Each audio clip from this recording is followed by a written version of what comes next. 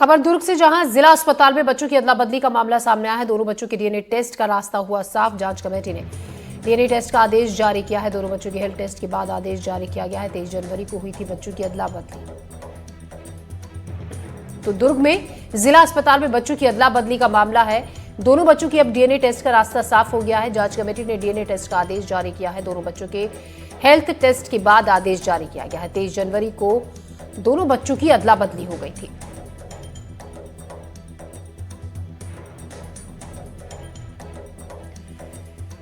दुर्ग से खबर है, जहां दो बच्चे बदल गए थे।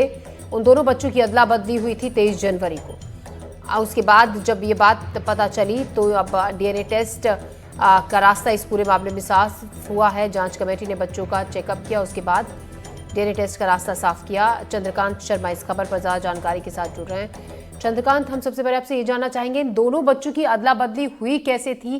किस तरीके से ये बात सामने आई कि जो बच्चा माँ के पास है वो उसका नहीं है बल्कि उसका बच्चा बदल दिया गया है?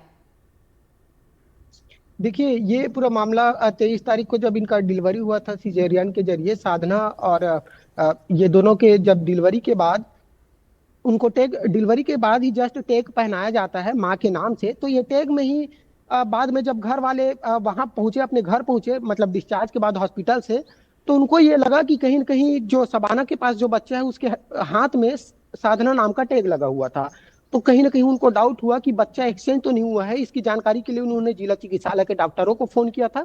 फिर डॉक्टरों ने जो पुराने फोटो थे, बच्चा जब डिलीवरी होता है उस समय माँ के साथ फोटो खींचा जाता है, तो जब वो फोटो को देखा गया तो डॉक्टरों को भी लगा कि हाँ, सच में बच्चा एक्सचेंज हो गया है। इसके बाद से ये पूरा जो सिलसिला है वो शुरू हुआ है। और फिलहाल इस पूरे मामले में ज्योति, जो जांच कमेटी गठित की गई थी बेंच ऑफ जस्टिस ने चाइल्ड वेलफेयर के, इन्होंने परमिशन दिया है और आदेश पारित कर दिया गया है कि इस पूरे मामले में अब डीएनए टेस्ट होना तय है। डीएनए टेस्ट के बाद ही अब तय हो पाएगा कि आखिर बच्चा किसका है और कैसे एक्सचेंज हुआ था। ये मामला अब तक इन्होंने जांच में यह चीज बता नहीं पाया है। जी चंद्रकांत, एक बड़ी लापरवाही यहाँ पर अस्पताल की तरफ से भी हुई कि किस तरीके से माँ के हाथ में वो टैग एक बांधते हैं, एक जिसमें नाम लिखा जाता है, पहचान के तौर पर उसको बांधा जाता है। लापरवाही उसी स्तर पर हुई। कहीं ना कहीं एक बड़ी ढिलाई जो भी अस्पताल में उस वक्त ड्यूटी पर मौजूद नर्स या डॉक्टर थे उनकी तरफ से हुई। बिल्कुल, ये पूरा लापरवाही का मामला है और इसी बात को लेकर परिवार वाले अब भी गुस्से में हैं कि अब तक डॉक्टरों की टीम ने या जो जांच कमेटी है वो ये तय नहीं कर पाए हैं कि कहां पर चूक हुई है और कहां पर लापरवाही हुआ है। क्योंकि परिवार वाले लगातार यह डिमांड कर रहे हैं कि तमाम जो सीसीटीवी फुटेज है वो आप चेक करिए और कहां पे चूक हुआ है वो तो कम से कम बता दीजिए। लेकिन जो हॉस्पिटल प्रबंधन है या हॉस्पिटल प्रशासन है वो अब तक तय नहीं कर पाया है कि ये चूक कहां पे हुआ है।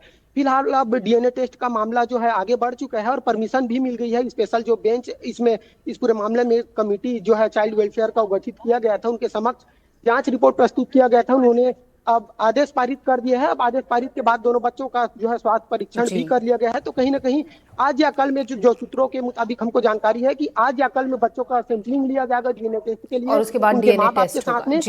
जी चंद्रकांत, जी। शुक्रिया आपका जानकारी के लिए। और बड़ी खबर जबलपुर से, जहां शिक्षक के घर फार्म हाउस पर छापा पड़ा है। लोकायुक्त की टीम ने सुहागी में छापा मारा है।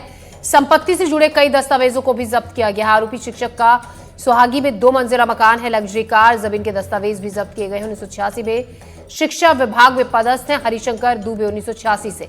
तो जबलपुर के सुहागी में लोकायुक्त की टीम ने